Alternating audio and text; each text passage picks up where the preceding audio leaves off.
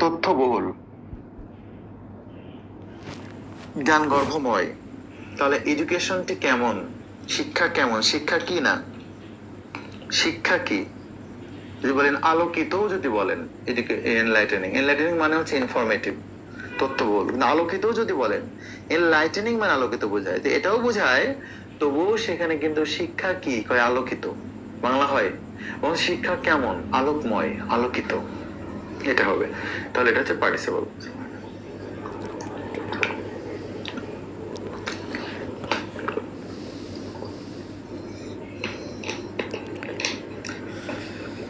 Gerund পার্টিসিপলে কিন্তু বিশাল আলোচনা।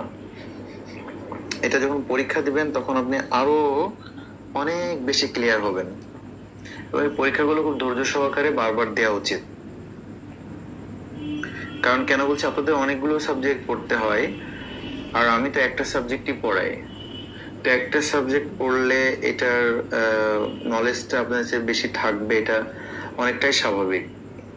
কিন্তু আপনার একই সাথে ম্যাথমেটিক্স পড়তে হচ্ছে, বিজ্ঞানের সাবজেক্ট পড়তে হচ্ছে, আপনি হিউম্যানিটিজ স্টুডেন্ট হয়েও পড়তে হচ্ছে, সেক্ষেত্রে ওগুলোকেও গুরুত্ব দিতে হবে। এই জন্য সব বিষয়ে পণ্ডিত হওয়ার কোনো দরকার নাই। আচ্ছা, যে সকল ওয়ার্ড বা ফ্রেজের পরে আরেকটি ভার্ব বসলে ওই ভার্বের সাথে আইএনজি হয়ে যায়। দেখেন এখানে অনেকগুলো ওয়ার্ড আছে, 72টি ওয়ার্ড দেওয়া হয়েছে, এগুলোর মধ্যে আবার বোল্ড করা আছে। এগুলোর পরে যদি কোনো ভার্ব আসে, এই ভার্বটা আইএনজি হয়ে যাবে। ভার্ব আসলেই ভার্বটা কি হয়ে যাবে, আইএনজি হয়ে যাবে, ওর আইএনজিটা জেরান্ট হবে। নাবিল তালুকদার বলছে স্যার আজকে পর্যন্ত এর পর্যন্তই থাক না, এটা শেষ করি, কারণ এটা পরে তো আমি আপনাকে বলেছি যে একই টপিক বারবার বারবার আসবে, 3 থেকে 4 বারও হয়ে যাবে ইম্পর্টেন্ট টপিক গুলো, বা 5 বারও হবে। তাহলে একটু দেখেন যে যে সকল ওয়ার্ড বা ফ্রেজের পরে আরেকটি ভার্ব যদি বসে, তাহলে ওগুলো হবে জেরান্ট। এখন এখান থেকে যে সবসময় প্রশ্ন হবে জেরান্ট পার্টিসিপলে, তাও না, তাও প্রশ্ন হবে না। আপনি উদাহরণগুলো খেয়াল করেন। Example, you should avoid, option দিবে, ইউ শুড অ্যাভয়েড, অপশন দিবে কি দেখেন, you should avoid dash mistakes. এখন ড্যাশে বসাবেন কি, ড্যাশে বসানোর জন্য আপনাকে অপশন দিবে যে টু মেক, খেয়াল করেন দুষ্ট পরীক্ষক, টু মেক, এরপরে দিবে মেক, মেড, মেকিং, অ্যান্সার হবে মেকিং।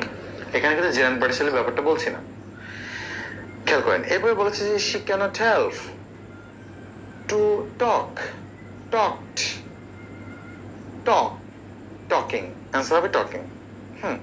এগুলো একটা দেখতে হবে। ধরেন 8 নাম্বারটা খেয়াল করেন, 8 নাম্বার 10 নাম্বার এগুলো খুব important. It is no good, এই ফ্রেজটা খেয়াল করেন, নো গুড। এই নো গুডের উপরে সবসময় জেরান বসে। এখন জেরান তো আগে বসাইতে হবে, জেরান পার্টিসিপল যদি না চায়, তাহলে আপনি বলবেন যে it is no good talking to her, তার সাথে কথা বলে কোনো লাভ নাই। ইট ইজ নো ইউজ, ইউজও হতে পারে। এই দেখেন যেগুলো বেশি ইম্পর্টেন্ট সেগুলো কিন্তু বোল্ড কালার করা আছে। এই যে মাইন্ড, মাইন্ডের পরে সবসময় কি হবে, আইএনজি হবে, জেরান্ট হবে। কিন্তু আমরা পড়বো আবার, কিন্তু এখন আপনাদের শুনে রাখা দরকার। We mind opening the door, opening বলছে কিন্তু খেয়াল করেন, ওপেনিং। মাইন্ড যখন আপনি বলছেন এরপরে আইএনজি বলতে হবে, আইএনজিটা জেরান্ট হবে। এখন যদি জেরান্ট না চাই, যদি ভার্বের right form of the verb চাই, তখন আপনি কি করবেন, তখন তো আপনাকে জানতে হবে ইট ইজ নো গুড, এরপরে দিয়েছে গো, দিয়েছে ওয়েন্ট, দিয়েছে গোয়িং, আপনার অ্যান্সার তো গোয়িং করতে হবে না, এটা তো মাথায় নেওয়া দরকার।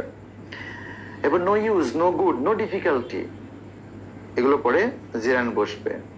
আচ্ছা, এরপর যে সকল টু এর পরে ভার্বের সাথে আইএনজি হয়, যে টু এর পরে সাধারণত বেস ফর্ম হওয়ার কথা, কিন্তু এই ধরনের যে টু আছে, এই যে addicted to, adhere to, be use to, with a view to, look forward to, এই টু গুলোর উপরে আইএনজি হয়।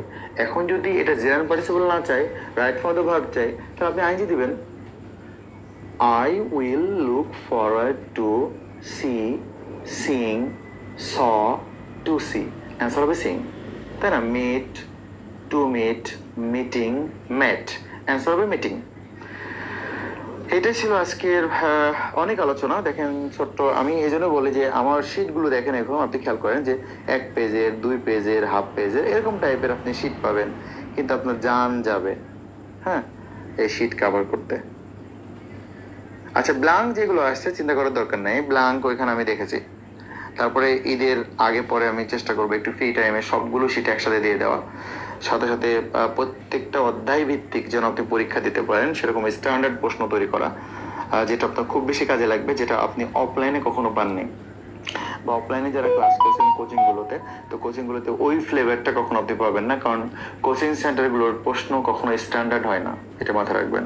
আপনি বাংলাদেশে যে কোচিংয়ে পড়েন বা যেখানেই কোচিং করেছেন সেই কোচিংয়ের এটা প্রচুর ভুল থাকে এক কথা, এবং প্রশ্নে ভুল থাকে, টাইপিংয়ে ভুল থাকে, এবং হচ্ছে যারা বলতে আসে তারাও ভুল করে উত্তরপত্র।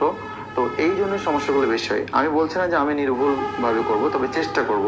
আর ভুল যেটা মনে হবে সেটা তো আমার কাছে মনে হলে আপনাকে বলবো, আপনার কাছে মনে হলে আমাকে বলবেন। তো এই পর্যন্ত থাকবে, সবাই ভালো থাকবেন, সবার জন্য শুভকামনা। আসসালামু আলাইকুম।